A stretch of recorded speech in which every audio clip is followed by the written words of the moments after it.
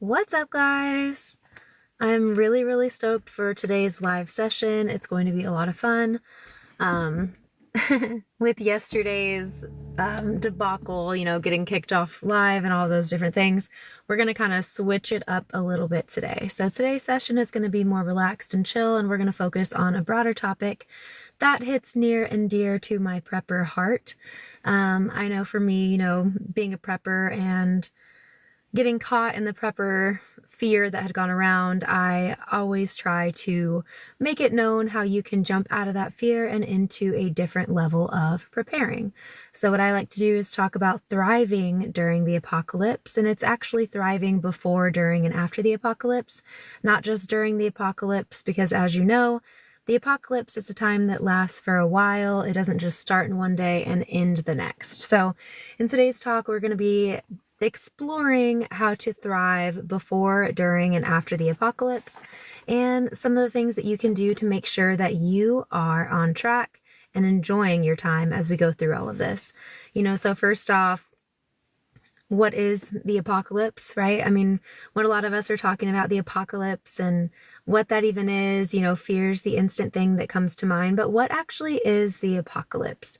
Well, the apocalypse is the lifting of the veil, right? And if you're religious at all, the apocalypse talks about a lot of crazy things that are going to be happening, major crazy events. But in general, the meaning of the term apocalypse is just the lifting of the veil, right? Or the unveiling. And during this unveiling, there's going to be a recognition of a lot of truths that have been hidden for such a long period of time. And so when truths are unveiled, a lot of people can freak out, right? It's the unknown of what's actually going to be happening when these truths are unveiled, and how are people going to react to these things that are going to occur.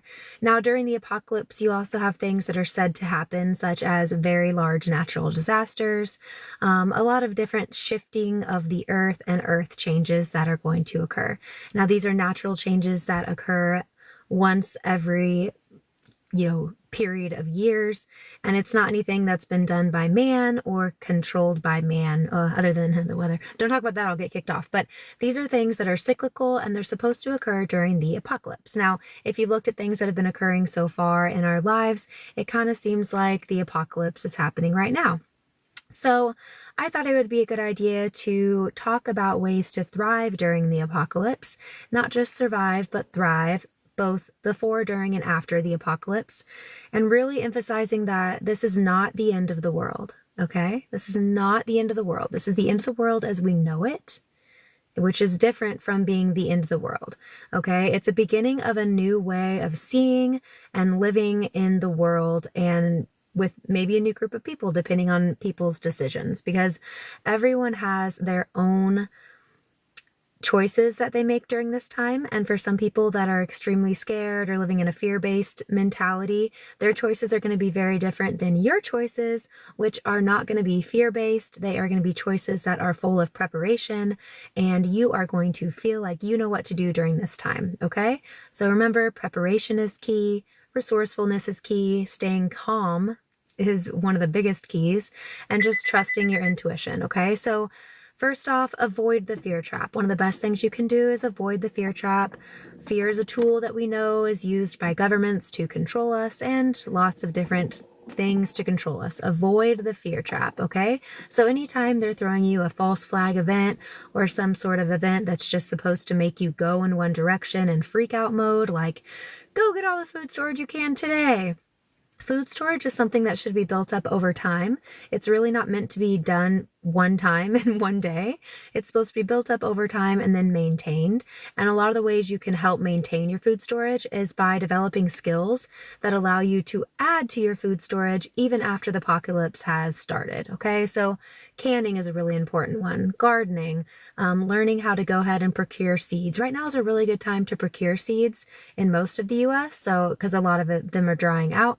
But these are all skills that can allow you to add to your food storage. So food storage doesn't just become this one-time freak out mode that you do based off of events in the media, okay? So really avoid that fear trap. Try to make this like a lifelong, sustainable, slow overtime process that allows you to get prepared in a way that you feel you're prepared, Okay. So current events, try not to just live your whole life off of current events. We all know that those are mostly false flags.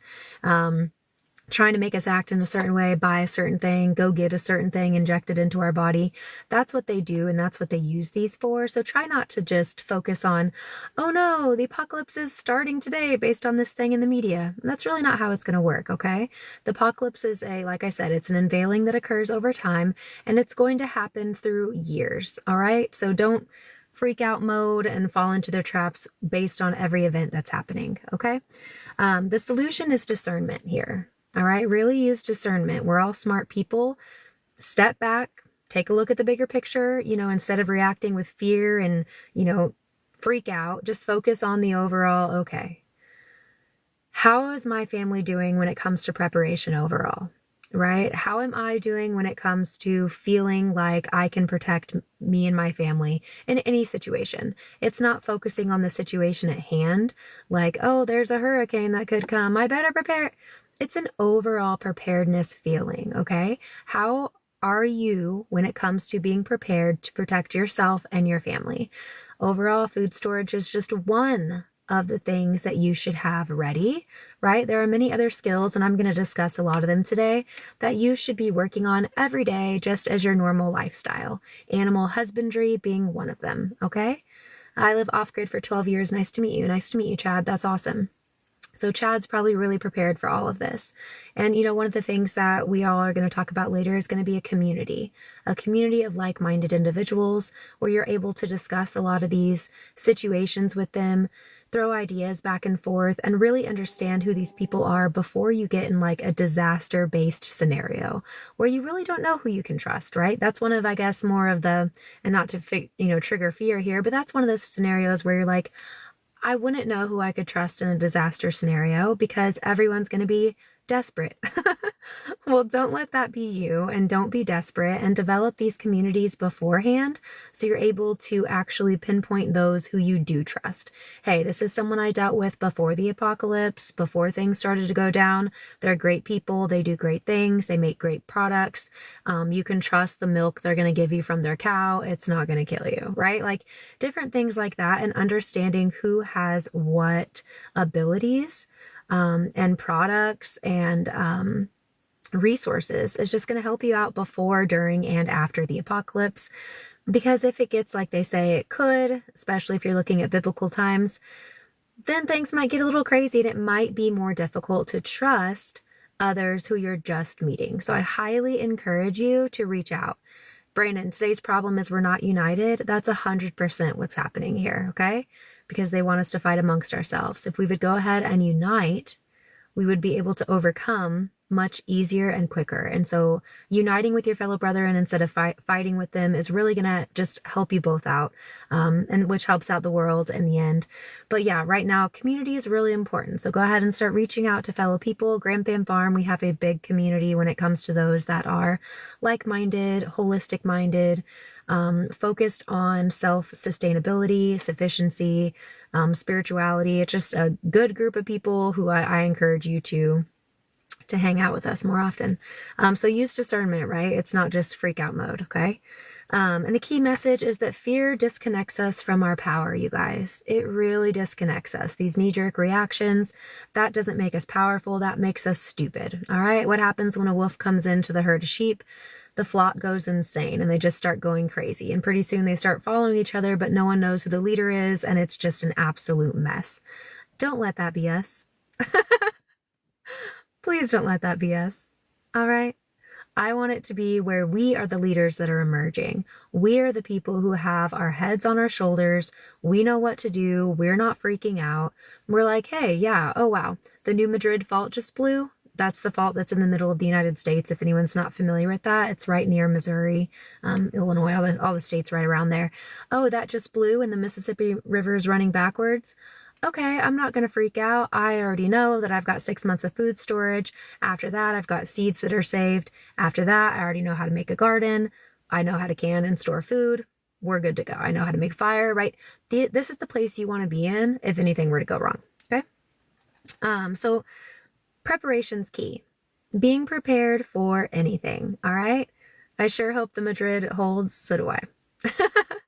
don't hope that any of this goes wrong. I just think it's really important to prepare, especially when you look at things that are happening today, right? I mean, you can look at the history and see how that's turned out, and then you look at things that are occurring today and you're like, I feel like I know how this one plays out. Right? Without going into anything too specific, I got kicked off live yesterday and got suspended for a bit, but I won my appeal. So I want to be really careful about going into anything too specific, but you're exactly right. Hey, Marla. In yesterday's live, before you got shut down, you said you would put your notes up. Yes, they're up right now. They're on one of my videos. It's just the paper. So you'll see them on one of my videos. They're up right now. Yeah, in a few months, the world changes. That could definitely happen. I'm definitely not doubting that that could happen. And so I don't know about you guys, but I've been a prepper for the past 10 years. I'm sure a lot of you have been a prepper a lot longer than I have, but I know that I did get stuck in the fear-based mentality for such a long time where I felt that every day was the day, if that makes sense. I was always like, today's the day. Oh my gosh, today's the day. Or I would not go on family vacations or not plan family vacations because I felt like it's the time, you know, and that's not the way to live it either. It's important to have an overall feeling of preparation without halting your life, because I think that that's what they want sometimes by doing these big false flag events and scaring us all the time, is to make us halt our lives and be in this constant state of fear, which makes us vibrate very low and then react very stupidly to anything that's going on. So we don't want to be there either. And I think that there's a happy medium, but I also think that in order to be able to see what's coming, we have to be aware of where we are, because there are specific steps that have been laid out in a lot of prophetic books throughout millennia for a really long time. And so if we can understand where we are and where we've been, it'll help us understand where we're going and be more prepared, right, for overall everything, okay? Fall, planted root veggies, that's awesome. Really, really glad. So you guys, that there's just a lot that we can do in our normal lives that will make it that we can to allow us to easily transition into like an apocalyptic life, right? Or like a post-apocalyptic life, rather than being like all of my food storage and all of my tools are in my shelter over here that you've got, and they're all in their package and you've never opened any of them. You literally don't know how to sew. You're just like, and I'll read 19,000 books on day one. I don't think it's going to work like that. I don't think you're going to be ready if you live your life that way, is how I feel about it. Okay. So, hey, Candace, do I believe in the Bible? I don't want to get into all that right now, you guys, because I don't want to hurt followers. I believe it's been, subjected to changes over time by people that like to rule and control us. And so I believe that there can be truth in the Bible for sure, but I don't believe that you have to follow a pastor in order to find that truth that's in the Bible. I believe the Bible is very works in parables and works in ways that speak to each person individually. And so I think that a lot of the Bible is taken out of context, and a lot of it was added to, deleted from, and messed with. So I hope that helps. Yeah, so it's the knowledge that saves us, if anything. Exactly. So, and it does take decades. You're exactly right. Depending on how quick you learn and what you're experienced with every single day, but it really is going to be the knowledge that's going to save us in the end. Yeah, so that's exactly right. Can't survive alone, but neighbors all in for ranch community. We all depend on each other. I agree. I agree with everyone. We get milk from a dairy that's local. Okay, there are people that are always going to have milk. They're going to barter, be ready to barter with people. Bartering is going to be such a huge skill. I say it's a skill because you have to know how to barter and what you have that's worth something. Some people are like, oh, I don't have any items to barter. Well, bartering isn't just about having items.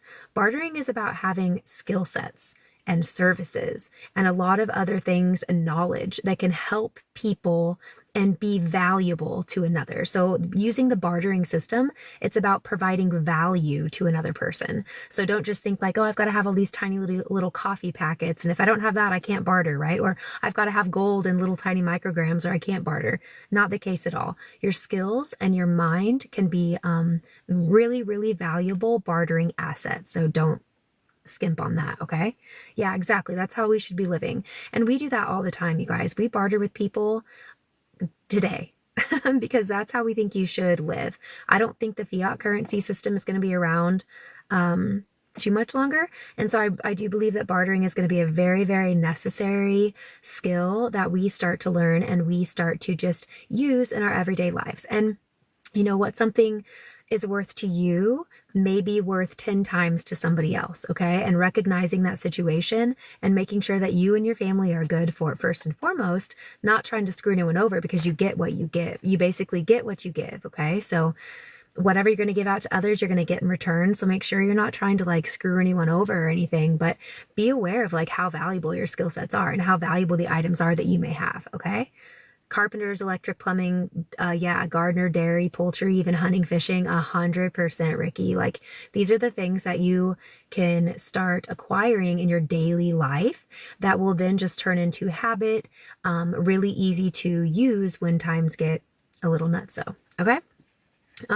So being prepared for anything is key. And part of that preparation is having a plan for any type of situation, just a basic plan, like communication with your family.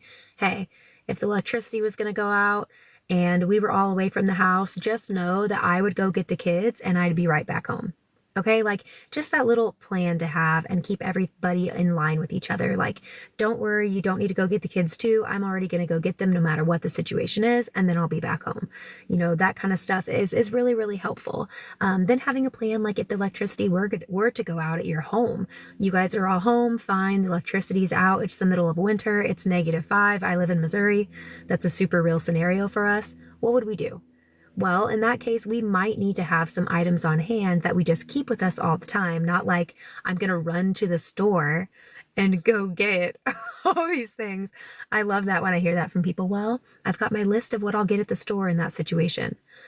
That's probably not going to be an option, but thank you for at least making a list. But I think that what you need to do is think of those situations far more in advance and have some of these things on hand with you, right? Like, do you already know how to make a fire? Do you have something in your house prepared where you can use a little box stove or something like that to be able to heat food, keep your family warm? Do you know how to warm a room very quickly? Do you know that if that were to happen and the electricity was going to be out for long periods of time, that you're supposed to choose a room and hang blankets in every doorway of that room and over every window in that room, and you guys are all supposed to survive in that one room?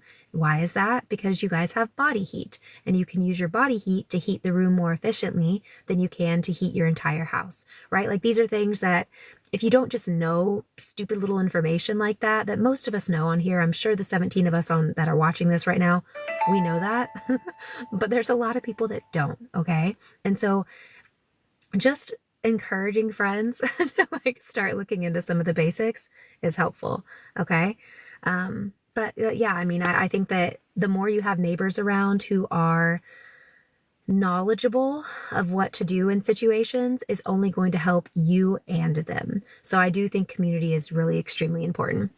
I do think you should stock up on essentials just every day, just have them around all the time.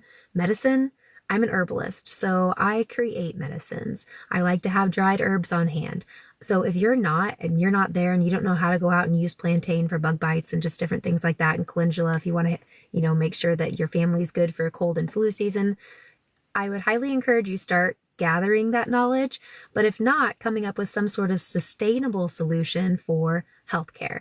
A lot of preppers that I talk with are like, okay, yeah, I've got 16 boxes of Tylenol in my prepping stash, and I've got Motrin, and okay, good start, I would say, good start.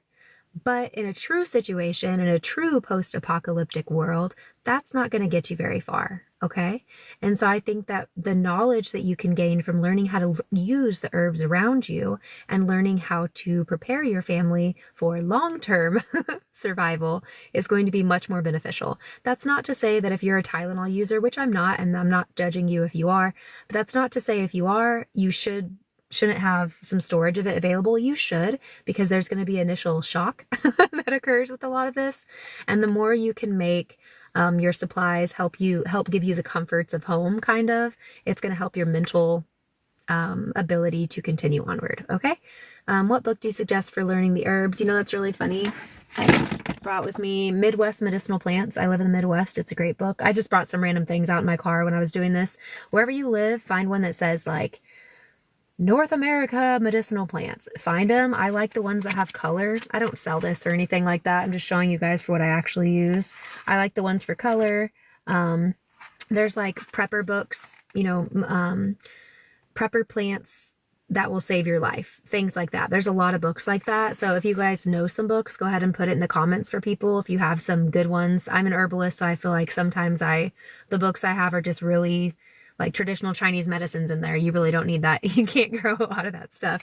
But this is a good one that I have. And then I'll show you the other books I have once we start going through some of the other things. And then on my videos, I took a video one time of like all the books I have on my bookshelf. So that's also a really good resource for you if you guys go back and look at my videos. But if you have anything, great. Hey, Nikki. Yeah, I haven't been on in such a long time. I'm really glad to be back. And I really think time is now to be back. I've been getting really strong pushes to come back on and start talking with people. So it's really good to see you. And I'm really glad to see everyone joining. I got kicked off yesterday. I guess I talked too much about the families ruling this world. Okay. So being prepared for anything. And if I miss your question, sorry, try to post it like 12 times. I know I get to talking and I kind of miss them, but I love to answer questions. Yeah, nice to see you again. Hey, Laura. It really is good to have that community, you guys. I'm telling you, because we all feel comfortable around each other. And that way, when events go down that make us feel uncomfortable, it'll kind of be like a breath of fresh air to allow us to kind of like realign, reset, and okay, here we go again. Here we go again. Okay. Make sure, so stock up. We talked about medicine, right? The ones you create, preferably, but also ones that you need. Non-perishable foods, clean water, survival tools. I'm going to go through a list in a little bit to talk about some of those things, just to kind of get you started. If you're a hunter or a fisherman, it's nice to have 6 months supply or a year's supply of food already in your stash. And then that way, when you get your meat, you can smoke it without feeling like my family's literally starving right now. We have to eat this immediately, which can prevent you from making bad decisions, like eating meat that maybe is rotten or spoiled, but you have to eat because you don't have any food. Don't get yourself in that situation. Even if you have these skills, like you're a hunter or you're a fisherman, you want to be able to have an initial bump supply that allows you to stay calm. No worries, guys. I've got beef jerky in the cellar. Let's chill. We're good on meat. I've got canned chicken. I've got canned tuna. I was a bit of a hoarder for a long time. So not a hoarder in that sense, a prepper hoarder. So yeah, our stash is a little huge. But I do think you should have essentials saved away, and then also the skills that we've talked about and are going to talk about more to be able to continue your food supply. You never want to exhaust that food supply. A lot of preppers that I talk to are like, I've got a year's supply of food, and after that, I hope it's over. Oh my gosh. Well, if that's the case, I hope you've gained some skills during that year to allow yourself to replenish the food supply that you're going to need to replenish, because in a long-term survival situation, you don't want to be the one that's caught and saying, oh no, I only have 3 months of food left and I don't know how to procure more food. I really don't know what mushrooms are edible. I have no idea. That's not a good situation to be in. Okay. And there's a lot of books on edible mushrooms, edible plants. Look in your area. I highly recommend you know about your state and the 5 states around you on the, procurement of food and what's in season and different things like that. It'll really help you stay calm during these situations. And you don't have to go crazy with it. But getting a resource that you can slowly read every night, becoming familiar with it, and making sure the pictures are in color, especially when you're doing mushrooms. I have a lot of mushroom pamphlets that I use, and they really help you discern what mushroom is what. So be very careful, but have things in color and get used to them, okay? Did once kill the deer just in time. That's a long story. Well, I'm glad you were able to kill one, Chad. Good for you. Okay, and then create a safe space. It's really important to have physical space that is safe to you. If you are in, I'm getting a call right now from my boss. I say boss. It's the mayor. I'm the city attorney for the city of Stockton. None of this is legal advice. This is not to be anything like that. But it's good to know that there's preppers out there that aren't just like crazies. People think all the time that preppers are crazy people that don't know what they're doing and they're just like living on the edge of society. No, not the case. Tons of smart people that I know are normal people and prepping at the same time, because why? It's the smart thing to do. Okay. So having a plan, creating a safe space, you guys, creating a space that hey, look, this space is physically secure. I know my dog's outside. He's going to bark if anyone's there. Our house is, way away from other people. Wherever that is for you, if you live in an apartment, make it be a bug out place. That means like a place you would go to and leave with like a small bag of things to keep you going until you got there. But it's going to be safe, because you never want to be in a situation where you're like, I have no idea what to do or where to go. You know why? That's when you end up going to like FEMA. I don't recommend it. And if you want to go there, that's your own choice. I'm not going to tell you what to do. I just don't recommend it. I don't think they have our best interests in mind. And not to get into the conspiracy things, you guys, but I really think that if there was a time that is supposed to be like the apocalypse and like everything were to go out, power's out, electricity, everything's out, I would not go run to FEMA or assistance of like the federal government or anything like that. I would really rely on being self-sustainable, self-sufficient, and knowing that you have the resources available for you to help your family. Okay. But if you want to, again, your decision. And then financial preparedness, you guys, like there's, bartering is a type of financial preparedness. Okay. There's also like cryptocurrency you can use and do stuff like that on the side. There's also like tangible items like gold and silver, like little fragments of that. If people still for a while, if anything were to ever go down, that makes people think that fiat currency is still valuable, well, have yourself a few $100s on hand in like small bills, right? 1s, 5s, different things like that for people that still think that that would be something that they would use. Then have those on hand as well. So just make sure that you're financially preparing you and your family. Again, bartering is a type of financial preparedness in a situation like that as well, and not just focusing on only food storage. So many people get caught up in that, okay? Remember, there's skills and lots of other things. Building your tribe. We've talked about this a little bit already, and I really think that it's one of the most important things you can do to prepare for any sort of apocalyptic situation or post-apocalyptic living is building your tribe. That group of people you can trust, they have skills, they have good hearts, that they are out to do good things. I really don't think you should start being like, if you're not this religion, you're not in my tribe. If you're not religious, you're not in my tribe. I'm not religious, I'm spiritual, and I'm a really good person. So don't start like limiting yourself to like only Baptists allowed, right? Or only Mormons allowed. I don't think that's where we're going to go with everything. And I'm not trying to knock anyone's religion. Those were just the two that came off the top of my head. But I do think that there's a lot of good people that are spiritual people, but don't buy into religion. Okay. So don't try to, hey, Jackie, good to see you too. So never try to just like set it like that. Like, I've got my church and only my church. And if you're not in my church, then I'm not going to help you and you're not going to help me. That is going to hurt you in the end, you guys. That's going to limit you. Because even people that go to church, like, let's just talk about it for a second. Let's be real. Even people that attend church every day and are in your church, if you go to church every day or every week, right? I guess you don't go every day. Maybe you do. There's some of them that you don't trust. There are some of them that you don't think are good people. Okay. You can't just base it off things like that. You have to be really, really discerning and think, okay, do I feel good about the situation? Do I know this person's a good person? And it's easier to do if you've already created a group of like-minded people that you can discuss these situations with and have that community where you already know, like, hey, if anything were to go down, we already know like Jonah and Mike are coming over. I made up those names. I don't even know anyone named Jonah. So these people are already coming over. You have that in your mind, preparing everyone in your family. You already know Jonah and Mike know how to be, I don't know, builders or something. I don't know. But these are the sorts of things that can keep you calm in like a crazy situation. Okay. Local groups are really good. Internet groups are great for sharing knowledge and stuff like that. But just to say, if the power is going to go out, you guys, let's be honest, we won't be in contact. But remember, this reminds me to bring up my whole thing, and there's only a few of us on. Remember my handshake?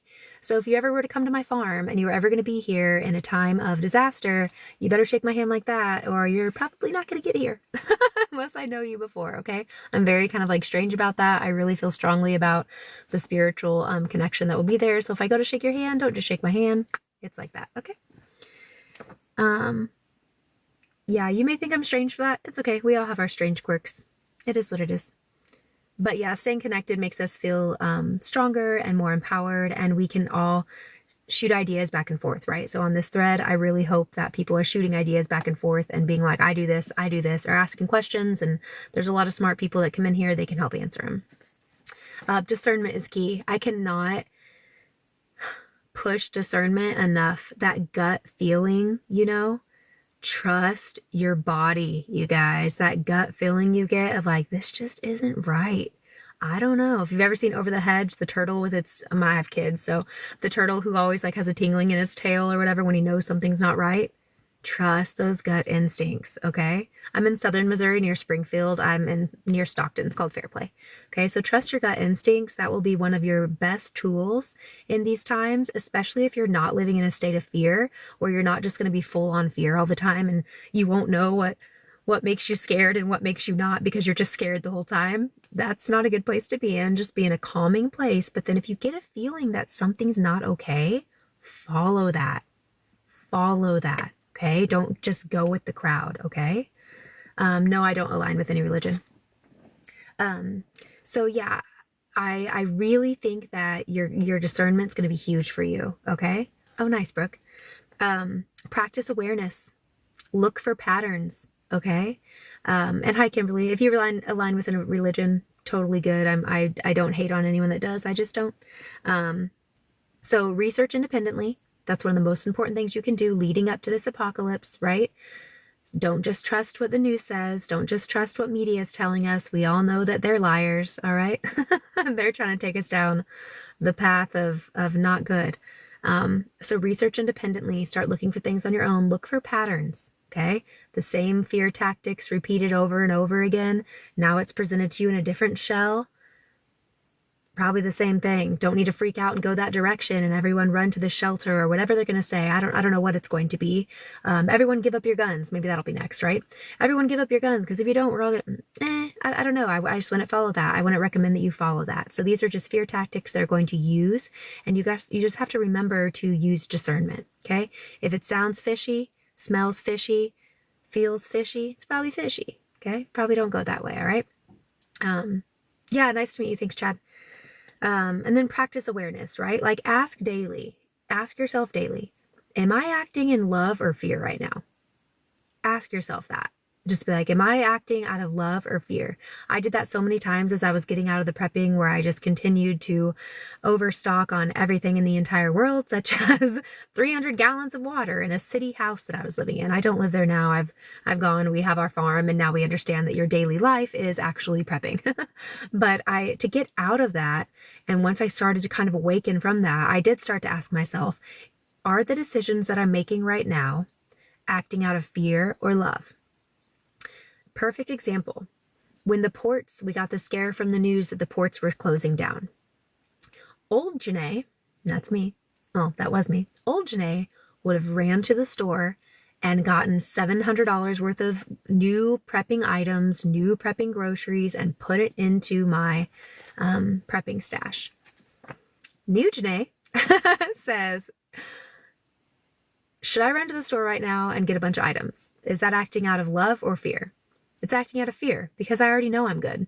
I already have tons of items. I'm already prepped for this. I already know that I'd be totally fine. There's no need to go to the store and buy into their fear-based mentality. They wanted a bunch of people to go and buy a bunch of items at that time. They wanted to see who all was not ready still. That's why they did that toilet paper scare back in the day too. They do those things to find out who's not ready, who's going to be left without supplies, who's going to actually value toilet paper. You guys, you got to be kidding me. You know how many leaves you can use to wipe your butt with? You know what else you can use? Water, streams. This whole thing was hilarious to me. I'm like, really? There's this whole thing, COVID's and the scare over toilet paper? Wow, it's not even an essential. So you just have to remember fear-based or love-based. So remember, anytime you act, it should be acting out of love. All right? If you feel and you start getting emotion deep down, you're like, I feel that in order to protect me and my family, I need X. Sit on it for a bit, and if you're feeling that you need X, go get it. Go get it, okay? That's the kind of thing you should do. It's not just like, today, right now, I've got to go grab 300 cans of soup, and if I don't grab these cans of soup, my family is going to die. Well, I don't know what the situation is that would actually make that a real thing, but likely that's not going to be real, okay? And your family's not going to die if you don't grab the 300 cans of soup, and you're acting out of fear, and they got you. You're in that gotcha moment, okay? So watch out for those. They're going to give us so many more of these gotcha moments, especially with this like crazy election and crap coming up. They're going to give us so many gotcha moments, guys. I don't think it matters who wins at all, because I think that from here on out, just looking at the trajectory of where we are, where we've been, where we're going, things are going to get crazy. Okay. And a lot of it, I believe, is because of people's reactions and overreactions to situations that they're going to manufacture. Okay. So I think that there's a lot coming. And so I'd highly recommend you start practicing calming practices such as meditation, prayer, whatever you want to do. Calm down. I've been very antsy the past couple of months. I'm not going to lie. Well, Mark, good for you to even admit it. I feel like we've all been a little antsy the last couple of months, and I think that slow stagnation of progress will help you calm down. So for example, are you prepared? In any situation right now, are you prepared? Do you have the essentials you would need to kind of help you and your family out? If not, maybe that's why you're feeling antsy, because all of us should have like a basic food storage happening, just basic food storage to allow you and your family, I don't know how big you guys are, to survive, okay? For at least 6 months, I say to a year and a half, but also skills, okay? Skills. Yeah, definitely stay positive. Definitely stay positive. So just remember that if you're starting to feel antsy, well, that's your true self or God or the universe talking to you. And as long as you're not feeling fear with it, and you actually start to ask questions about like, okay, why am I feeling this way? Is it because I'm legitimately not prepared? If the answer is yes to that, well, then start slow preparation. And as part of that preparation, it's going to be also knowledge, like we've talked about, okay? It's not just physical items, also knowledge and skills and just different things like that, okay? So thriving, sustainable living, you guys, growing your own food, growing your own herbs, right? Raising cattle, raising animals, understanding where to find water, even understanding to go to the low point to find water, understanding how to filtrate water. If you're looking for something to do right now to try to boost up your skills in a quick way, watch Alone. If you've never watched Alone, go watch Alone. That will really help you start to understand some of the basic thinking that's required in a survival situation. Alone is a series on Netflix is where we watch it, okay? Watch Alone and just start helping or familiarizing yourself with some of the things that every one of them does, right? And what do the ones do wrong that get kicked off? Okay. Usually not warming themselves enough, not eating enough, right? Like not drinking enough water. Most of the time, the reason you're going to be feeling dizzy in a fast, and if you've ever fasted for a long period of time, I just got off a 6-day fast because it's really good for your spiritual and your whole vessel in general. If you're feeling dizzy, you're dehydrated. Okay. If you're feeling dizzy, you're dehydrated. So drink enough water. Water's really, really important. I know we've heard this many times, but it's hard to remember when you get in that situation where you're also super hungry and you're super cold. Well, don't forget to hydrate, okay? Okay. Do I live on land? Yes, I live on land. Okay. Then there's holistic health, okay? Mind, body, spiritual alignment, natural medicine, meditation, energy healing. These are all things that are subjective to you and yourself. If you're religious, then prayer, right? Whatever makes you feel good and makes you feel like you are aligned, you are calm, and you are in control. All right. For me, it's a good meditation, just a good jog, sitting there doing nothing for a bit and letting my mind just run through all of the crazy thoughts it's going to be having and clearing it out again. All right. Because a lot of the thoughts we have aren't really ours. They're thoughts that we're aligning with at that time, but just let them go in and out. Don't know to judge, but calming yourself back down. It's going to be really important in a post-apocalyptic world. And during the apocalypse, take that time for your second. Take that time for your second. Take that time for yourself for a second. Stay calm, realign, and then go continue to help you and your family. Okay. You can't run yourself ragged and dry. You'll see that just watching Alone, right? You can't run yourself ragged and dry and continue for long periods of time. You must make sure that your mental game is on point. All right. It's just as important as your physical game and everything else. And speaking of physical game, I don't think I put it in my notes, but you guys, we've got to be healthy individuals. Okay. Our bodies need to be physically healthy. We shouldn't be relying on prescription medications every day. How do you think you're going to make it in a post-apocalyptic world? For every prescription medication, there is an herbal alternative. Go look into them. They're very easy to find and create on your own. And in the end, you shouldn't be on a drug your entire life. Your body can heal itself if given the right conditions. So go start looking into things like that if you're not quite familiar with those sorts of ideas. stay strong, but your body needs to be physically healthy. Don't think that if you're 300 pounds overweight right now, that it's going to be easy for you in the apocalypse. It's not, okay? You need to be able to move your feet. You need to be able to go on a nice little jog every day. These are just basic standards that are going to help you thrive during the apocalypse and not just survive, okay? I know how much we wish for others to be where we are. I know for a long time I was shoving this information down others' throats, but if they're not ready, they're not ready. That's their own decision. Okay? You be ready. You be ready. And if you have a strong feeling that your family or someone close to you is going to show up at your doorstep, well, then be ready for them too, if that's a feeling that you have. But right now you need to focus on yourself. And if others won't listen to you, well, don't cast your pearls before swine, right? If they're not ready to hear the message, they're not ready to hear the message. But you are, and now you need to take actions that align yourself in with the thriving you intend to do during that time, okay? On our agenda, we're talking about thriving in the apocalypse, before, during, and after the apocalypse. We got a lot of cool stuff coming up. Yeah, being aware, thriving, like you guys, physical health is just as important as your mental health. Oops, sorry. Self-sufficiency, learning skills, gardening, canning, making herbal remedies. Start learning those skills now. If you don't know anything about surviving, go watch Alone, right? We've talked a lot about that. Just make it part of your normal, everyday life. This is how you live. This is what you do. It's not all of a sudden, I have 19 books on how to start a fire, but I've never gone out there and actually started a fire. That's going to be problematic for you. I recommend that once a week you go out with your kids and you start a fire from scratch. No big deal, right? You teach them how to find kindling and different things like that, okay?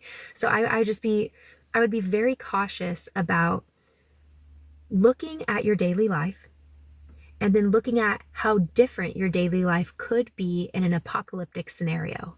What skills are you not including in your daily life that you're going to have to use every day in an apocalyptic situation that maybe you should learn or brush up on regularly? That will help you to stay calm. We can have all the books in the world, but sometimes time is of the essence in a survival situation.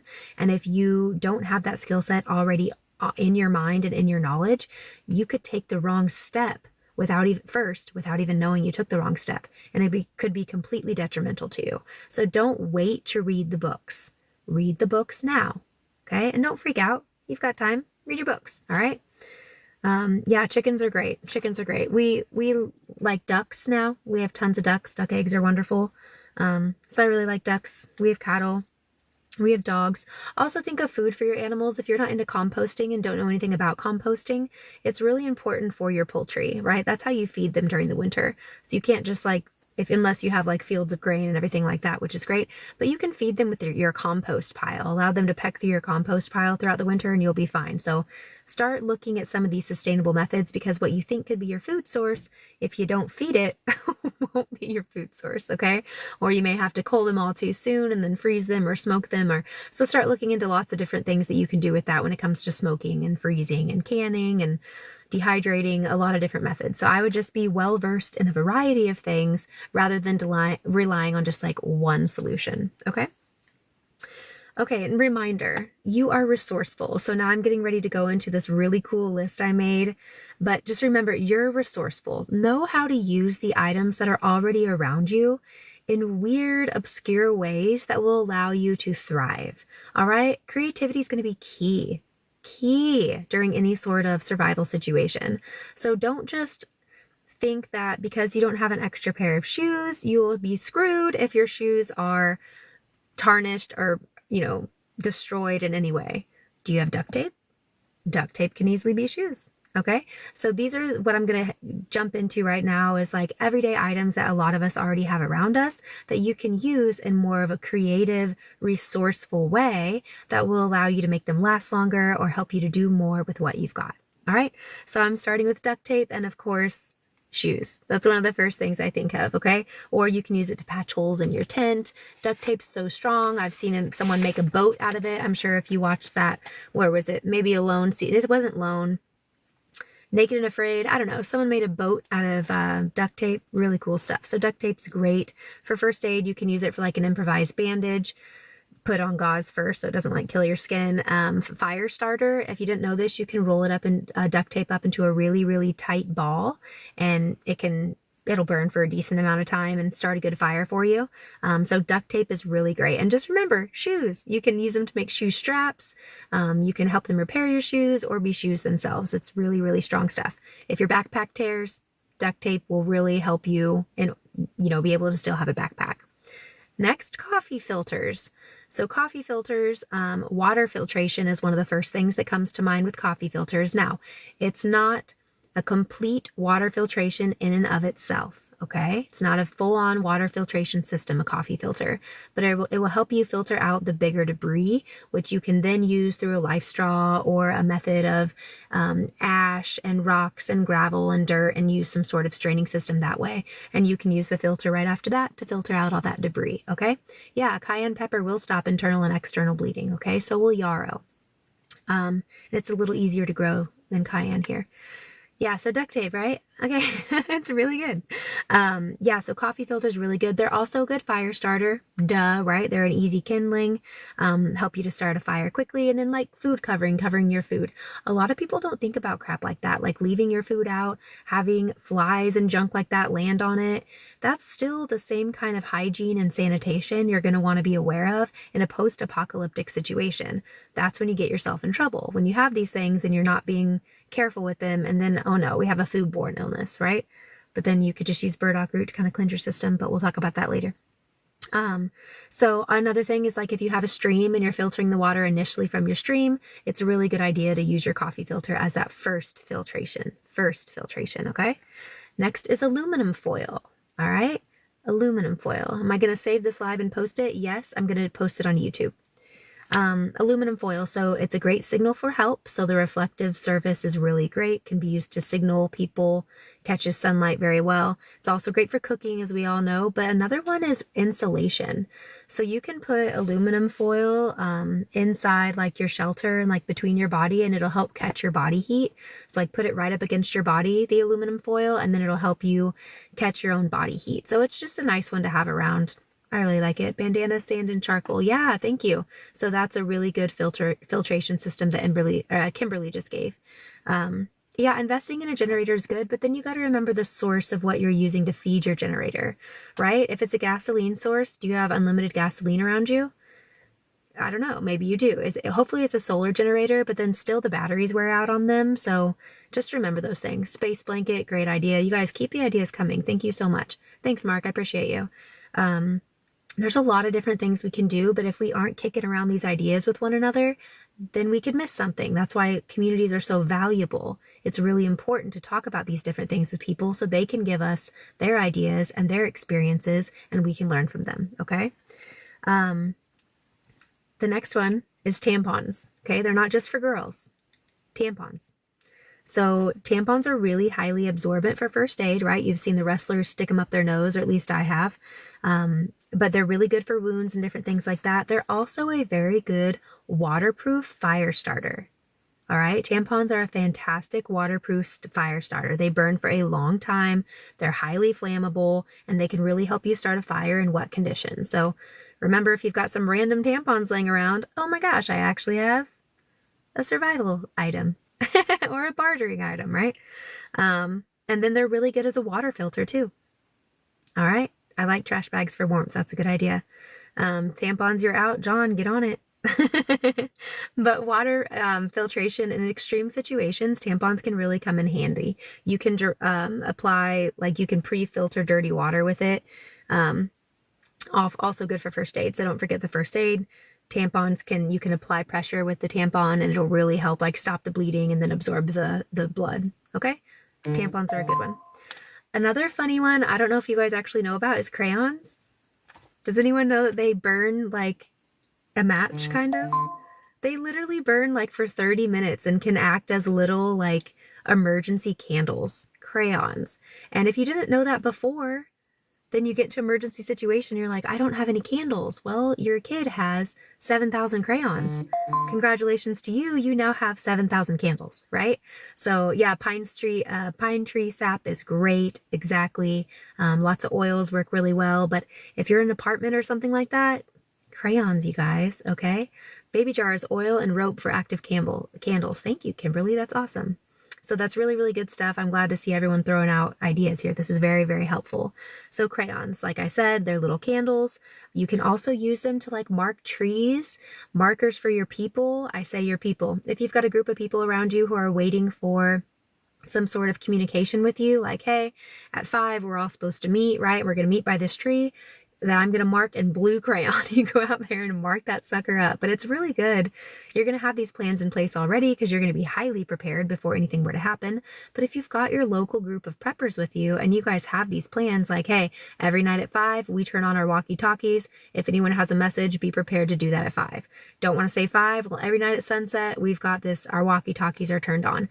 These are the sorts of things you're going to want to have ready and in place, and crayons can be a helpful tool to help you start marking that stuff. Walkie-talkies, yes. I'm such a weirdo. I also put them in Faraday cages. Like every walkie-talkie I have these aluminum foil type bags, and I have them all sealed in like Faraday cages, just in case like a coronal mass ejection or like an EMP. I know, I'm kind of hardcore, but I do keep them that way. Same thing with flashlights, same thing with batteries. So yeah, anyways, they're great though, walkie-talkies. But yeah, so crayons for candles, who would have thought, right? Now we've talked about tampons, so John, get ready. Also sanitary pads. All right, so sanitary pads. The tampon's the thing that's like this. The sanitary pad's like a thicker thing. Okay, they're different, guys. Excellent for first aid. Really, really good at absorbing blood. I guess you could have guessed that. Also good for shoe padding. Put them in the bottom of your shoes if you're going to go on a long hike, right? And they're really, really good for shoe padding. And then as a waterproof barrier. So in a pinch, they can be used to line containers or even the inside of clothing as a moisture barrier. They're really, really good at absorbing moisture. So just keep that in mind. If someone you know happened to leave a huge box of sanitary pads at your house, you can also now use them as your prepping item. Okay, trash bags. We heard somebody talk about it earlier. I think it was Kimberly. Raincoat, poncho. So cut holes in for your head and arms, and it's a poncho in a pinch, right? Or a shelter. So you can fill with leaves or soft materials to use it like a mattress, which is really nice. So then it's not all poking you all the time, like all the stems and everything. You can really use it as a mattress, fill it up. It's really nice. Keep talking about this. Don't let people discourage you. I like it. I never listen to the haters, right? They're miserable. You can also use them as a waterproof barrier for your shelter. Think of it like a better tarp kind of in a way. Cut it open, put it as a waterproof barrier. Or if you want the double protection, just keep it as a full one and you'll just need more. But it's really great for that. And then water collection, you guys. I know it is illegal to collect water in a lot of states. So if that's your state, you didn't hear this from me, but you can tie them around like leafy tree branches, and then you can collect condensation and drinking water and different stuff that way. It doesn't even have to be raining. It'll collect condensation in that way. So they're really, really nice stuff. And they're pretty clean and sterile, so you don't have to freak out too much about it. And if you're caught in a downpour, collect rain that way too. But don't leave it sitting too long. As you know, in any sort of rainwater collection system, you don't want to keep your water stagnant. Okay, that could get you in a lot of trouble and then start having some nasty water. The next one is baking soda. So baking soda is actually really, really good for personal hygiene. If you didn't know that, you can brush your teeth with it. You can use it as deodorant. You can use it as a cleaning agent for cuts. It's super good for personal hygiene. I have a huge bag in my prepping stash, and it's a bag that's one of those that's for prepping. It's in like an aluminum container kind of thing, not just like a bag that can get wet and gross. And then you can use it for all those personal hygiene needs and to clean out cuts in a pinch. You can mix it with a little bit of water and put it on a cut like a paste. Okay, it's called a poultice if you're an herbalist like I am. But yeah, baking soda is really, really good, guys. And a lot of us have it around our house anyways. Rainwater is okay to drink. Yeah, most times it is okay to drink. Depends on though if you live in the city.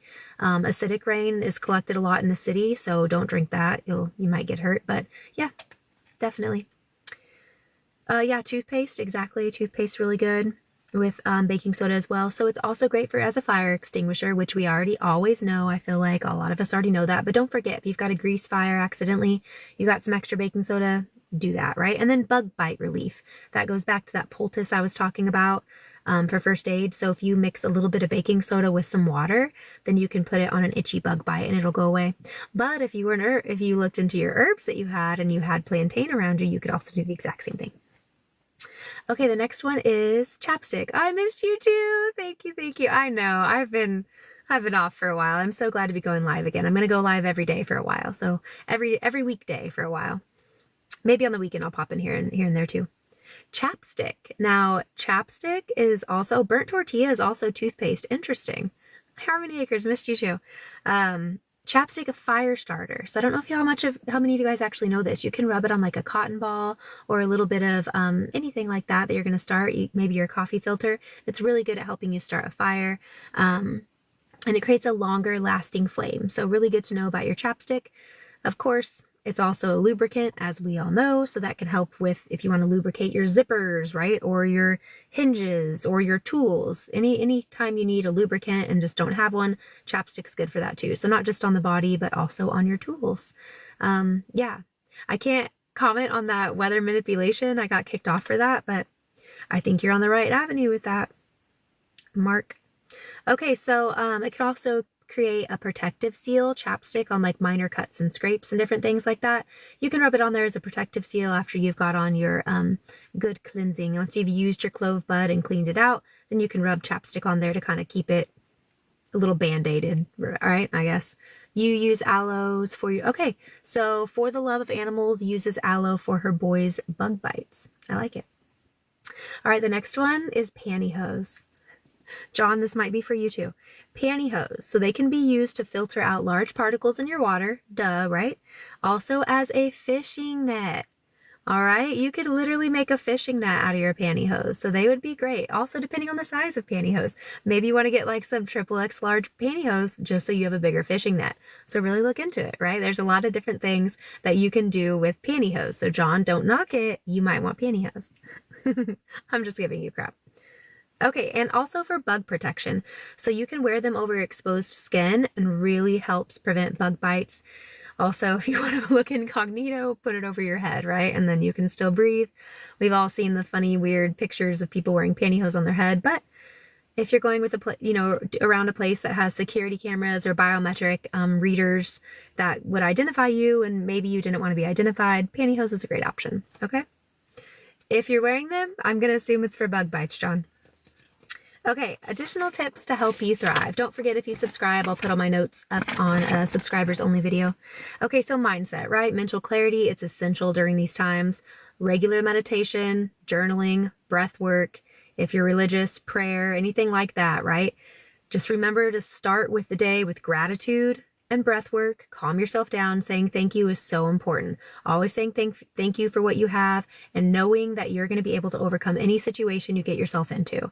I think one of the main things that's going to separate those of us in the apocalypse, those people in the apocalypse that are going through absolute hell and horrible situations, and those of us that are going through pretty good time, thriving, living off the land, loving our life because there's no electricity and just feeling really good about it, is going to be our mindset.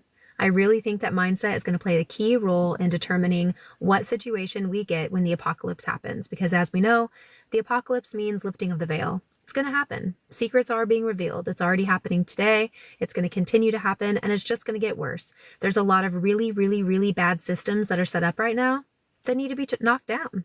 We're done with them. We're over them. We've grown past them. So this is going to happen. But I think if you will be prepared for anything and then remember to have a good mindset through it, you're going to be totally fine. In fact, you're going to thrive because you're going to be following these recommendations, and you are going to feel prepared and ready and know that no matter what the situation, you can handle all of it and anything. Okay.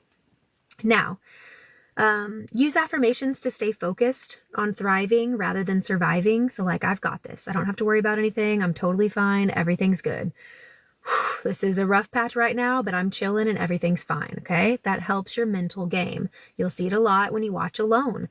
If you listen to the winners, what they say to themselves throughout the entire thing, they're not like, "Whoo, today sucks. Today's going to be really hard." They're like, "Oh, I love the snow. The snow is my favorite thing. Snow party." Even though they're hating their life, they're like, "Snow party," right? These are mental tricks that will allow you to overcome anything that's thrown at you. Okay. You don't have to just say talk about the situation for what it is. Like, Yeah, it's gonna suck with 6 feet of snow and your family has now got to trek 3 miles. Of course, we know that's gonna suck. But maybe you're like, all right, follow the leader game. Here we go. Good thing we're making snowshoes, kind of stuff like that. It's gonna help not only you, but everyone else around you, you guys. All right. No one's going to want to be around you if you're always negative and crap like that. Even if you formed a community of like-minded individuals before the apocalypse and after like all of this starts, you have that community, but you start showing up like, ugh, hey guys, I hope we survive today. Hope our food doesn't run out today. No one's going to want you there. They're going to find a way to kick you out of that crap. Okay? Because no one wants the Debbie Downer. All right? Everyone understands that certain situations are just going to suck. No matter who you are, it's going to suck sometimes. But if you're the one that's always pointing out the suck, then you're going to suck and no one's going to want to be around you. So remember, the mental game is important and you want to be someone that people enjoy being around. You don't have to fake who you are or anything like that. Err on the side of positivity. If you're a negative person, well, then that's something you should I recommend you start working on right now. You don't have to. You can continue to be negative and live your life that way. Fine. But I recommend that you start flipping on the side of positive. The cup is always full. It's never half full. It's never half empty. It's always full. How is it always full? It's always got air in it. I love when people are like, is the cup half empty or is the cup half full? It's always full. It's always got air and tons of other molecules and tons of stuff like that. So my cup is always full. It's always overflowing. I always have more than enough and I always have everything I need. And I hope you do too. And one of the ways you can ensure that you do is by saying that to yourself. All right. And pretty soon you're really going to mean it. All right. So yeah, good. I'm glad you choose happiness. So yeah, research. I really encourage that. Start researching things. Do not listen to the media. Research everything you've got. Oh, TikTok's making me do this little thing. Hopefully they don't kick me off. I haven't said anything too bad, have I? Ooh, unable to verify me. Let's try again. They're making me do a little puzzle game. I won. Hooray. Go me. Okay, so let's go into some quick bartering essentials for a cashless society. I've done, some videos on this before, but I do think it's fun to kind of talk about it again. So bartering essentials in a cashless society. Other than your skills, which we've already talked about, is going to be your number one bartering item. Oh, I really need Janae here because she knows what to do in this sort of medical situation. You want someone to say that about you in your own scenario. Think about the skills that you have, and you want to be like, I want someone to know that if they need something, built, I'm the guy, or I'm the gal. If they need something fixed, I'm the guy, or I'm the gal. Figure out what that is for you and make sure you're really, really brushing up on those skills and making them perfect, okay? So, herbs and herbal remedies. I'm going to start right there because I'm an herbalist. Everyone's going to need medical supplies at some point, okay? So the more information and knowledge you can have, or just little things in your bartering bag that will allow you to give those to people, are going to be helpful. Silver. I said helpful because I'm reading Silver Mark. Yeah, silver is great, especially in small increments. If you are going to save bullion, okay, gold bullion, silver bullion, if you are going to have gold and silver, I recommend you start buying it in small increments, okay? Have it so that, those gold bars that you can break apart? I have those. If you don't have those, silver bars do the same thing. You can break them apart to be these little tenths of an ounce or whatever. They sell them on Prepper Network. So go ahead and look for different things like that. You don't just want to have a pound of gold. Here's a pound of gold. What are you going to do with that? That's one bartering item. No one's going to be like, oh yeah, okay. No, it's one bartering item. You're not going to be able to split it up. Be able to split up the stuff that you're going to have to barter with. So if you are going to go the route of gold and silver, then be able to split it up. Another reason beyond the monetary value of gold and silver is actually the health value of both of them. So I don't know if you knew this if you're collecting gold and silver, but silver is antimicrobial, antibacterial, and antifungal. You can put a piece of silver inside water. You can heat it up for a little bit, and then you can drink that water and it should turn a little brown at that point, like a brownish color. You can drink that water and it should take away coughs, cold, infections, especially internal infections. Silver is really, really good at antibacterial. It was known as the silver bullet back in the day. That's why they made silverware out of pure silver. It's because it took away disease, okay? Now, gold, on the other hand, is really, really good for mental clarity, really good for anti-aging, good for skin health. So maybe not quite as necessary in an apocalyptic world beyond its monetary value, but it could be necessary once you're in a post-apocalyptic world, and then you're looking at really, really thriving on a large scale. Okay. Who would drink brown water if it's made with silver? And is it FDA approved? Absolutely not. Do I care if it's FDA approved? Absolutely not. Normally never. And if it is FDA approved, that scares me, because aren't all pharmaceuticals FDA approved? Yikes. Okay, the next one, seeds. So seeds are really, really important to save. Now, if you are someone that is just learning gardening and just learning how to save seeds, you want to err on the side of heirloom. Heirloom. All your seeds need to be heirloom seeds. That way they can produce a fruiting plant the next year. If they're not heirloom seeds, they're going to produce a plant the next year, maybe. And the plant might produce fruit, but that fruit won't have seeds in it, okay? Heirloom seeds, it's where it's at, or eventually it will run out depending on the seed, depending on the cycles. There's a lot of differences that determine when the fruit and the fruiting plant run out. But heirloom seeds will allow you to continue planting, drying, harvesting seeds, then replanting, drying year after year after year. Yes, non-GMO as well, okay? So most heirloom seeds you find will be non-GMO, but make sure of it. Oh, this is when I was going to show you my seeds, right? So I collect seeds every year. I have my own collection and stash of seeds, but I also get things like this, okay? These are, and I have this one too, okay? This is called the Ark. I don't have it on I put a lot of this stuff on my TikTok shop. If you guys want to find it, you can find it on Amazon, eBay, anything like that. The Ark, I believe I got on Amazon, maybe eBay.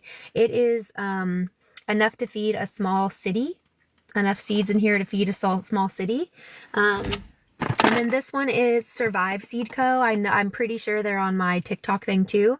But basically what they do, and I think there's 35,000 seeds in here, okay? I have different varieties. Now I put some stuff in here to let you see what I keep of my own. These are what I harvest of my own. So first let me show you what's in this Seed Co. thing really quickly. Now the reason I get like a different prepper seed thing too is because they have it packaged really nicely, and I could use it as a bartering item, something I've never touched before, something that's never even been opened. And I've never opened this, as you can tell. So what it comes with is you've got like a Survive Seed Co. thing, and it's never even been torn or open or anything like that. And inside are your 35,000 seeds. And then it came with like some different things to plant it.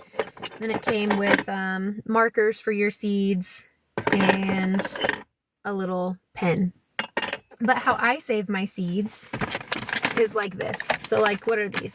So this is red oak leaf lettuce from 2023. So I saved these from my garden in 2023. And I got this really cool pack. I should have brought it out for us. Dang it, I should have brought it out.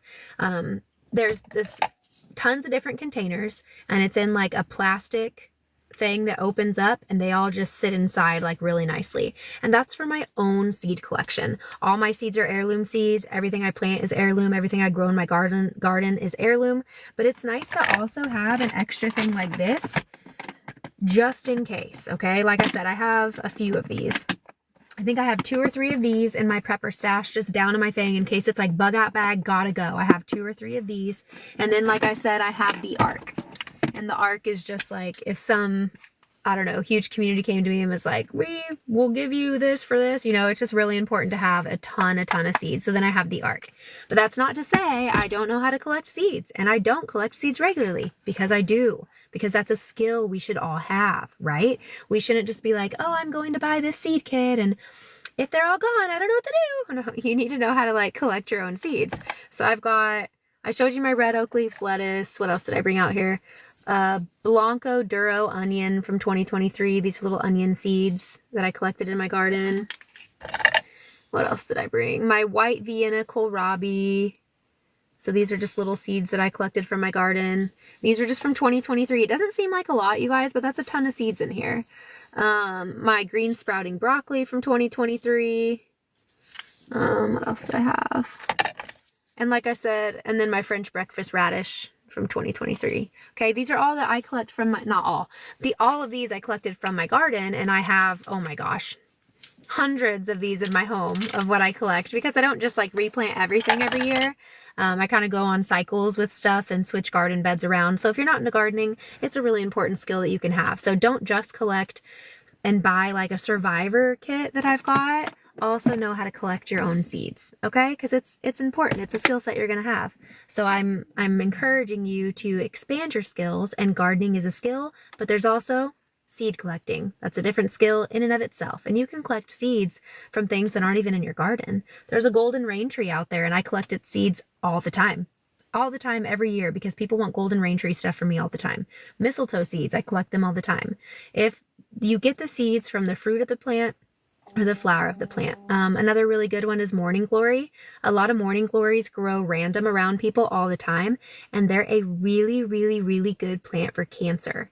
Okay, so if you didn't know that about the morning glory plant, the vine itself is really, really good for anti-cancer, especially lymphatic cancer or cancer of the breast. So I'm an herbalist, so I just wanted to let you know about that. But there's a lot of seeds that you can collect from anything growing around you. You can collect a seed from it, save it. Just make sure you dry it really, really well, okay? So seeds is something that you're going to want in your bartering bag as a bartering essential. Now, when these seeds are in my bartering kit, I'm not going to be like, hey, someone wanting these seeds, here you go. Here's the bartering item. No, that's stupid bartering, right? That's dumb. So I've got my oak leaf lettuce right here, and there are, you guys, tons of seeds in here, okay? Thousands. So what I would be doing is I'd be pouring out 50, maybe, 30 to 50, maybe, putting it in another container, not showing them that I have this, right? And then being like, I've got 30 seeds of lettuce seeds. What can you trade me for that? Right? And then starting there. So be smart about your bartering. Don't just like be the idiot that walks up and is like, all right, what do you want to bargain? Let's bargain, right? No, no, no, no, no. Don't show people your hand. Don't show them what you've got.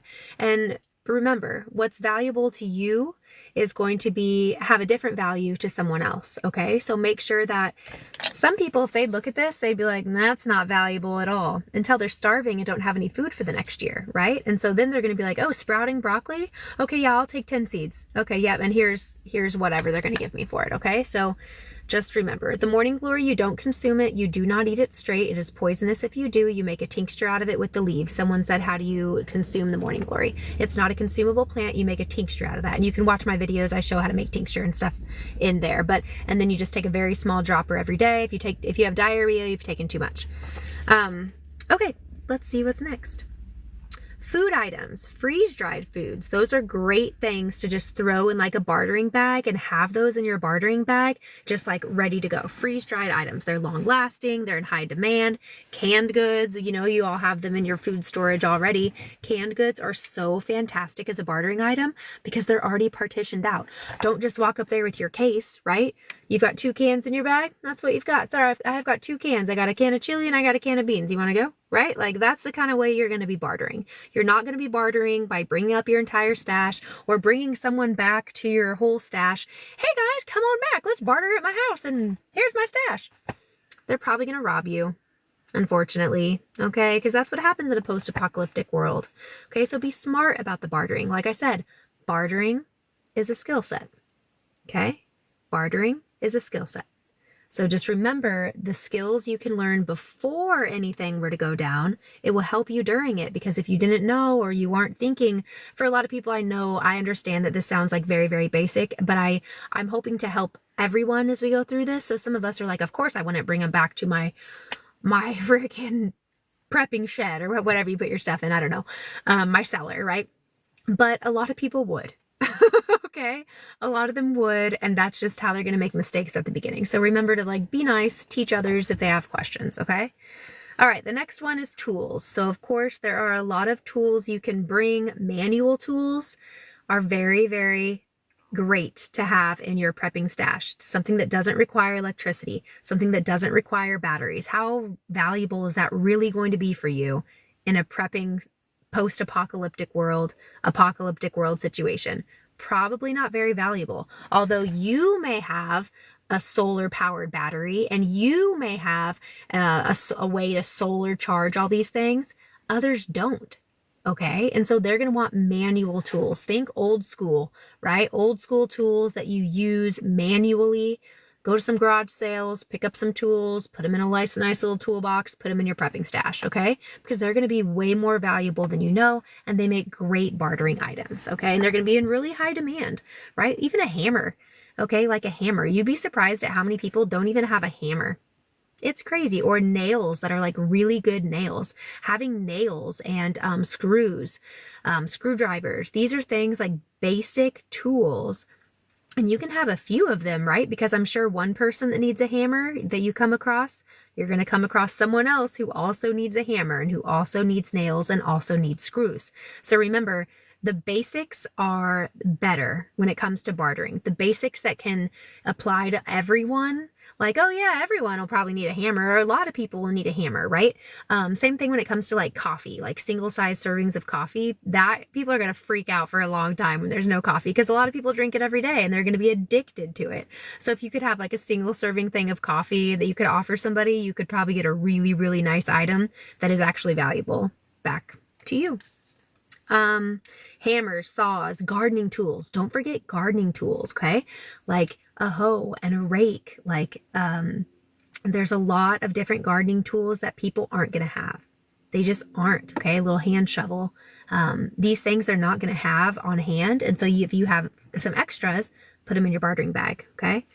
Another thing that I would say is fire starting materials. Now there's a range of fire starting materials you can have as bartering items, but like waterproof matches are really, really good to have because my gosh, are they valuable. Okay. That's going to be like the Lamborghini of matches at that time, not just regular matches, but like waterproof matches, or like the waterproof matches that have the long stem. Boom, you just won yourself a car, right? Like, okay, and I'll trade your horse for this thing of matches. So just remember, like, there's a lot of things that right now seem maybe mundane or maybe stupid to put as a bartering item, but think about when you have nothing, okay? When these people, you will have everything because you will be prepared. But these other people that won't and need basic necessities like fire, waterproof matches will mean everything to them, okay? So just remember that. So yeah, waterproof matches, fire starter kits. They sell these little fire starter kits, and sometimes you can even get them free when you go to like a little conservation center. They offer them free sometimes. So you can find them lots of different areas, but little fire starter kits, if you have them, they usually come in like a little plastic container that's very small. You had those, you gave those out to people as little, oh my gosh, those are so valuable to have as a bartering item in your kit. And even lighters. Lighters will still be excellent bartering items as well, although with all of these things, matches will run out, right, just as much as a lighter, but a lighter is an easy way to start a fire, and people are probably going to opt for that before they want your matches, and then they'll get smart later and be like, I probably should have taken the matches, right, because the lighter could not work in the cold, but those are great to have in your kit. Yes, flint, anything that you've got with cotton. So in the fire starter kits that I was talking about, they have all those basic things in there like that, but it's all different. So and another funny thing I think is that a lot of people won't know how to use that. Unfortunately, a lot of people, if you give them like an old school kit that isn't just like a match instant fire kind of thing, they're going to look at you and be like, nope, sorry, no clue, don't know how to use it. You're going to know how because you know how to make a fire from scratch, right? But you got to think about the base people who you're going to be bartering with, and the base people you're going to be bartering with probably aren't going to know how to just use that, okay? So I do think matches are more valuable in a bartering situation than flint, just in the bartering situation, not in like a survival situation. Flint's super valuable, right? Flint's still good to go. But in a bartering situation, matches are probably a better item in my mind, and flint is going to take up more room and be heavier for me to carry than matches as well. So these are all things that I'm thinking about when I'm thinking about bartering items. That's not to say it's wrong. It's just what I'm thinking, okay? You and I can be completely different, and boom shakalaka. Every Dollar Tree has a jar of instant coffee, like 20 servings. Love that, okay? And now, when you're getting like when you're thinking bartering, this is another one of those like bartering lessons. If you're going to have like a jar of coffee versus individual coffee containers, would they come in these like plastic things, like in a box at the Dollar Tree? you would want to have the individual serving size versus the jar of coffee, because now your jar of coffee, even though that has 20 servings inside of it, that's one item. No, you've lost your bargaining power if you give them, hey, here's a jar of coffee. That's one thing in their mind, okay? But if you come up and you're like, hey, here's a single serving of coffee and you've got like 30 back there, that's 30 bartering items, right? So think of it like that when you're thinking of bartering things. Any coffee, tea, anything like that is going to come in single servings as well, and they have them at the Dollar Tree. You can get tons of stuff like that at the Dollar Tree right now. Erica has like 50 of them, right? Okay, here we go. Next, another great item is going to be water filtration. So like portable filters, iodine tablets. Oh my gosh, iodine tablets. They make them in the tear kind where they're each individually sealed. Like one tablet is in a tear apart thing. That's a bartering item right there. Okay, boom. Like iodine tablets are going to be huge. Water filtration. Water straws, they're expensive. You can only fit so many in like your backup bartering bag. Not so much as like an iodine tablet in my mind. Portable filters though would be great. And then water purifying systems, especially if you're doing, I think it was Kimberly who said something on here that said like, okay, well, thanks Bonnie T, who said something like a bandana, what'd you say, coffee filter, and you have to get back on if you're on, Kimberly, and tell us what it was, or scroll down on the live to find it. But if you have these little kits made up in like a water bottle, and that's like an item you pull out as a bartering item, like, yeah, here's a little water filtration system I made. Boom. That's huge. That's great. Because like I said, most people you're going to be bartering with in this apocalyptic time are going to have no clue, none, how to make any of these things. And I'm like, I don't know. Okay. You know, so the more you can offer them like these pre-made, ready-made solutions to their problems, and then get in return something of value for you, you're giving value in exchange for value. That's when you know it's a fair trade. Trade made. Okay. So just remember, like, what might seem invaluable now, or I mean, have no value now, could be invaluable later. All right, clothes and blankets. That's another great thing to have in your bartering bag. Clothes and blankets, like durable, warm clothing or blankets, will be highly sought after. All right, highly sought after. Have a few extra pairs of like winter gloves. That's one thing I think about all the time. Or those gloves that are like,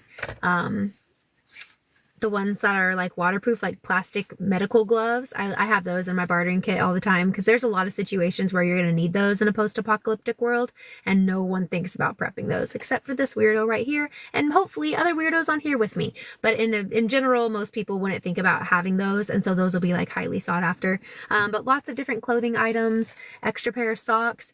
But you know, it would be even more valuable if you had sheep and you knew how to spin wool and you knew how to then make socks, which my neighbor does. She's awesome.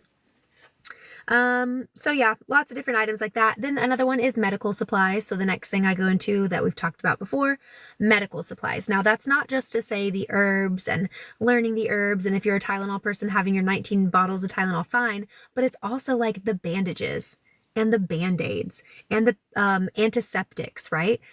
These are all different things that you're going to want to have just laying around extra. I like to have tons of that, like athletic wrap my kids use a lot. That's great to have for bandages. When I'm making poultices as an herbal, like when I'm doing that for people and different things and explaining and showing them how to use it, I'm always like, you need 20 of these in your bag. So all those little athletic wraps are great. You can get them at the Dollar Tree right now for, guess what? Probably $1.25. Didn't they change that recently? Of course they did, those companies. So yeah, just any sort of medical items that you can think of. We also have suture kits. So I did this prepper suture training, how to like stitch, how to stitch things for preppers. And we practiced on pig feet. My sister's a doctor, and she came in and she taught us how to suture. And then we all went and got tons of little suturing kits. Well, if you have a suturing kit that you want to give somebody, that could be a bartering item. But you know what's even more valuable? You knowing how to suture and giving your skill of suturing. Hey, I can stitch that up for you. Hey, I know how to stitch that up for you. Let me go get my kit, right? And you already knowing how to do all that. These are all things you can learn right now. You can learn it online. I learned 3 different ways to suture. Okay? And it's a skill I'll always have. So these are things that you can do. Yeah. So I have a topical lidocaine, and you can buy them online. I have a topical lidocaine. I have a lot of them. And you can do it even without, right? Sorry, pour some stuff. There's also herbs that numb too. We can talk about that later, and you can pour some alcohol in there. But yeah, so there's different ways to do it, but you can always figure out how to use your services to be a bartering item if you start being creative with it. Okay. All right. Now we've talked about the skills, right? I keep saying your skills, the skills, really important to get skills. Well, I've got top skills to learn for thriving in a post-apocalyptic world. Okay. So post-apocalyptic world, these are the skills I think you should start looking into now. I recommend you look into now, do what you want. Everyone has their own decisions in life. I'm not going to force you to do anything. I'm not Bill Gates, but remember, so recommendations on what I think will be very valuable to you and your family as we go through the apocalypse. Number 1, gardening and seed saving. That has got to be on my number 1 list. I really do believe this is the most important skill that you can have and be able to share with others. Hey, you want to rent me out to come plant your entire garden? Sure, right? Like, people that know how to garden, they say you have a green thumb, right? Or anything like that. It's a skill. It's an actual skill. Telling them like, yeah, no, you can't plant that with that. Like, oh, actually, this is a really good companion plant for that. It'll keep the bugs away. Like telling people about this and knowing how to plant a garden the right way, right? If they actually want cucumbers, well, you can tell them plant dill by them. They'll last for you and you won't have to use pesticide or insecticide, because a lot of people, even the gardeners today, they rely, even really good gardeners today, most of them rely on insecticide and pesticide. What are they going to do without them? In a post-apocalyptic world, you're not going to be able to have those sorts of things. And so if they don't know how to companion plant, right, and use companions to their advantage to bring in the bees, right, use calendula with tomatoes. Like, there are some things that if you just haven't been doing it, you're not going to know, and you're going to have to learn the hard way when you don't have a crop that year. All right. So you, with your skill set of gardening that you get to offer everyone as your bartering item, or just your valuable item that you get to have that you use by staying in a community or showing that you're a leader in the community, because, when you're thriving, you thrive as a leader in these communities. You're a leader, not a controller or a conqueror, a leader of people, someone that helps people out, someone that people can trust and rely on to know the right thing to do, to stay calm under pressure. And if you know how to do these basic skills, that's going to help you stay calm and help you provide a valuable food source for a ton of people. Okay. So seed saving, like I said, I think gardening is one skill, companion planting, knowing the water, knowing the sunlight, all of these different things. Then I think seed saving is a separate skill. Have both. Have both. So I think that is something we should all start brushing up on right now. Next one, animal husbandry. Right? Start raising yourself some chickens. Start incubating some eggs, right? Get yourself a little flock of ducks. I don't know. We do cows, so we have a lot of cows as well. I think that these are all going to be valuable skills. Get some goats, get some sheep, get some pigs. All of these things make you feel more confident in your skill set and give you something to offer and are a natural food source. Okay? So it's a triple whammy. All right. Animal husbandry is a triple whammy. So make sure, and also I think it's also another valuable thing to do is have cats and dogs around. Not a ton where you have to figure out that what am I going to do to feed these ones? The ones that can catch things on their own, like some barn cats, they're going to keep the mice away. That is going to help you prevent disease and a lot of other infections that you'd be worried about. With a dog, that keeps away intruders, or at least gives you an alert that they're there. Okay, you could also use your string with a can system, but in the end, you're going to find that a dog could be very, very valuable to you. And they can help you hunt if you do it the right way, and they can eat a lot of the scraps that you're not going to eat anyways. So animal husbandry in general is a really good thing. So, it gives you eggs, milk, meat, honey. One of the best things you could get would be bees. Get bees, plant your flowers now, so you always have the food source for them coming up year after year that you don't have to replant for them. Get yourself some bees, get yourself honey. It'll also give you wax. Wax is super important, especially when you're working in the herbal world. To make the salves that we make, you're going to need wax. So I'm always thinking about a wax supply. Wax. So bees are just fantastic. And don't forget, they're part of that animal husbandry. And of course, chickens are a great starting point, you guys. They give you meat and eggs. So there's 2 different things you can get with with chickens, meat and eggs. Okay.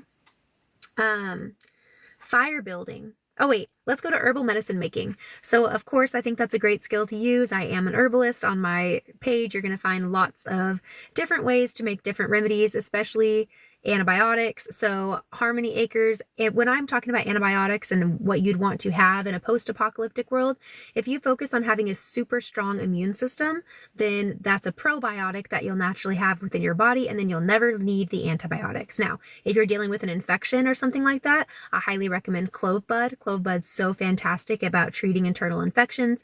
Frankincense, myrrh, pure silver, those are all things you can use. But if you go to my look at my page, I have videos on so many different things. If you get exhausted with that, you can go to my YouTube, there's even more there. You can go to our Facebook, there's even more there. So we have tons of stuff, you guys. Okay, tons of stuff. So and other people have way more. Okay, I'm just one source, but you find what resonates with you guys and keep going. Okay, let's see what's next. So herbal medicine making, great skill. Fire building. Fire building is so underrated, okay? People do not realize how difficult it will actually be to make a fire, keep the fire going, and then move the fire if necessary. And if you know how to do all of these things and you're very skilled at doing so, you are going to be valuable, all right? Not only is it a skill set, it is a bartering item, okay? So learning how to make a fire from scratch, keeping a fire going, right? One of the best ways to do it. And then moving a fire if you need to move it. So fire building is really, really important. My daughter is a master fire builder. Absolutely fantastic at it. Her name's DJ. She's a beast. She is great at it. My son, he's getting there. He's actually older than her. He leans more on the side of hunting with my husband, but she is a master fire builder. It's exciting. So have something that you feel like at least be comfortable enough to be able to start a fire from scratch. All right. Next, first aid and emergency medical care. Know how to do the basics. Know how to stop bleeding. All right? Know how to stop bleeding. That's going to be one of the best things you can do. Know how to set a bone, right? If someone breaks their arm, know how to reset it really quickly. Breaks a femur, know how to reset it really quickly. Use the basic medical care. Suturing, I find to be a basic medical care item that we should all have. So these are just things that, just the basics here. Chronic diseases, they can all be treated by a healthy lifestyle, and herbs can assist that as your body heals itself. But acute issues that happen, broken bones, cuts, scrapes, things like that, know the basics. All right? Stop the bleeding. That's one of the major things, right? Basic healthcare, stop the bleeding. I'm sure if you watched my thing before, I've told you this a million times. See this scar? Don't know if you can see that. That's a scar. So like from here to here, I stabbed myself with a knife when I was cutting open a pom-pom for my daughter. And if I didn't know, I went all the way through the artery and everything, and just completely huge stab. And if I didn't know how to keep myself level-headed and understand basic first aid of like shoving your finger in there to stop the bleeding, keeping your hand up and just staying calm, I would have bled out and died that day because I was too far away. All right.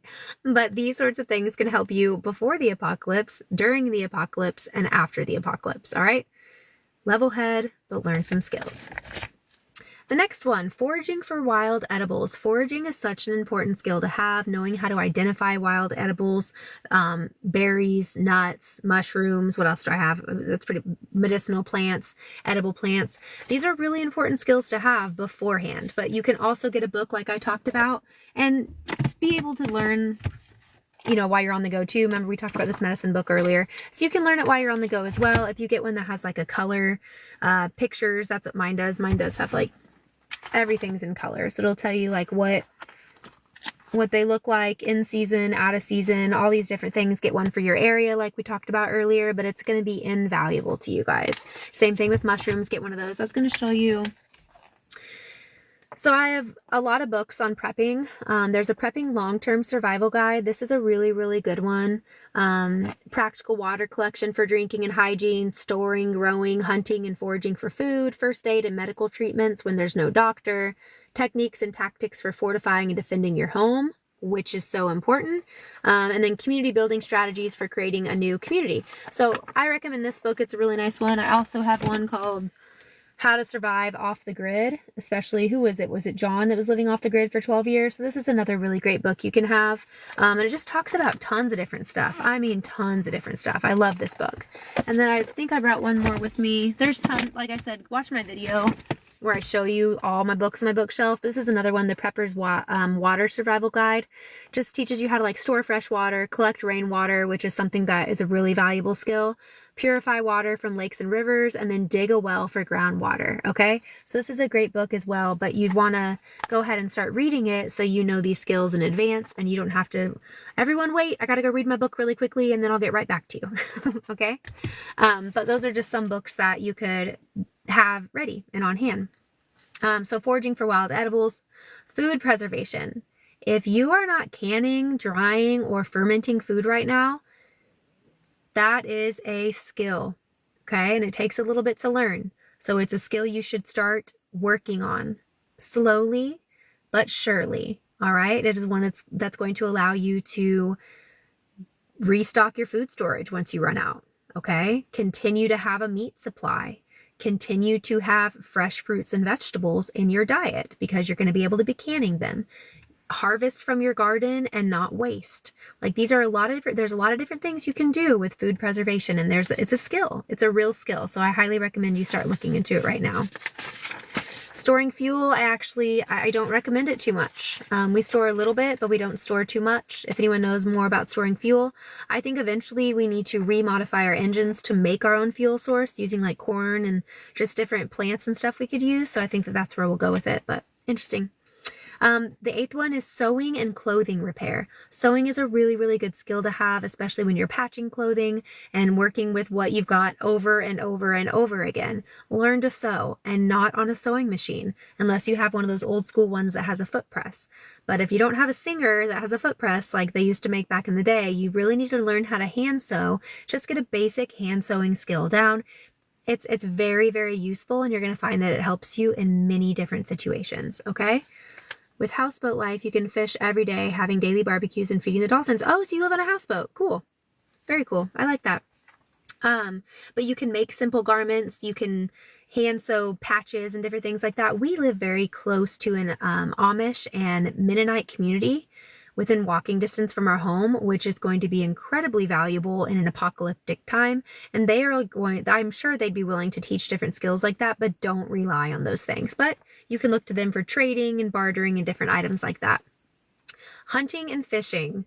An incredibly valuable skill. Hunting and fishing, and then learning how to clean and process the game that you have obtained is also going to be a really great skill that you can start learning now. Have it become part of your normal life. Make sure you're following hunting and fishing guidelines if there are any in your area, but really work on processing it yourself, okay? There's lots of like hand grinders to make sausage and different things that you can make with it. So look into some of those tools you can gain now that are manual tools that will help you thrive in the end.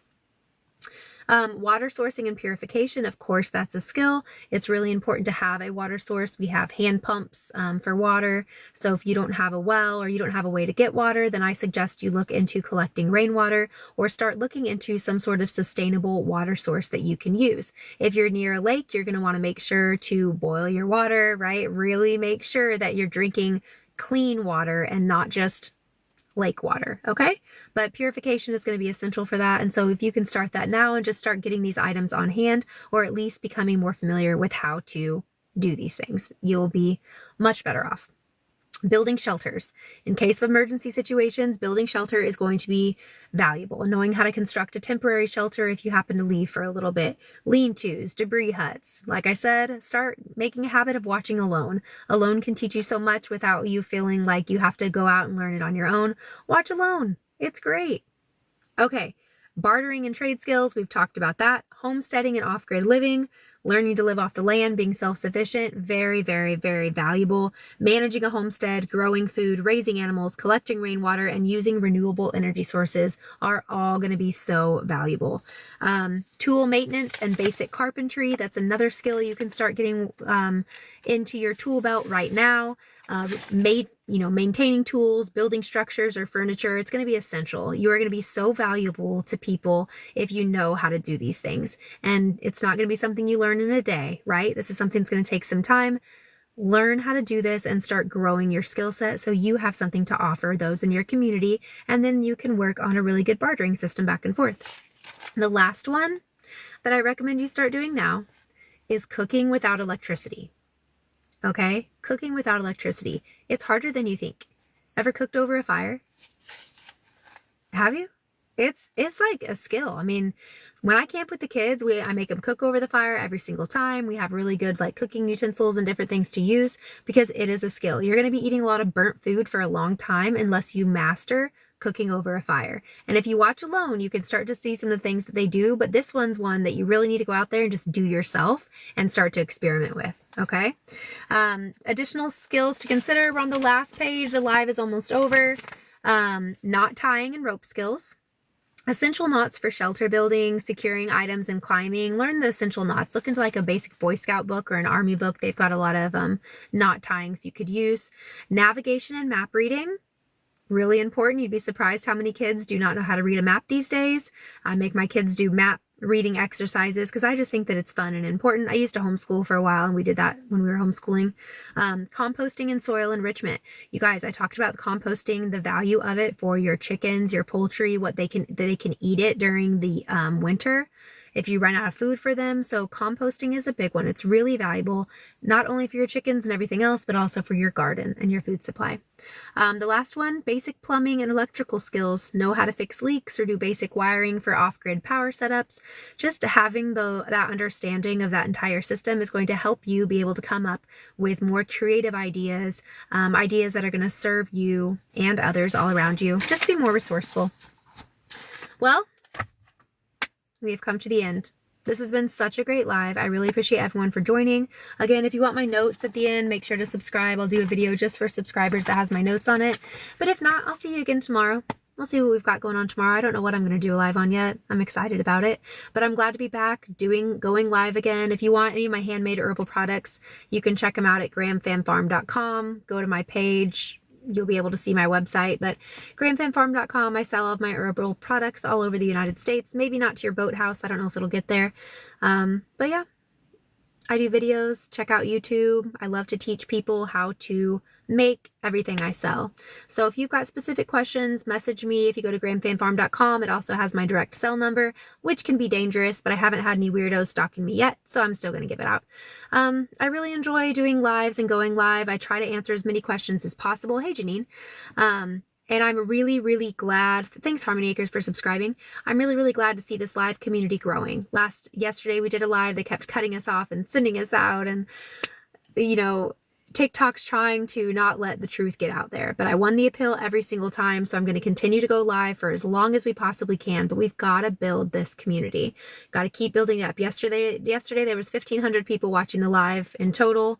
The day before that, there were 1,600 people watching in total. So let's see what we get today. I'm ready to see who is prepared, right? And who's ready for what's coming. So the more of us there are, the easier it's going to be for everyone. Okay, guys, thank you again so much. I've appreciated all of you and have a great rest of your day.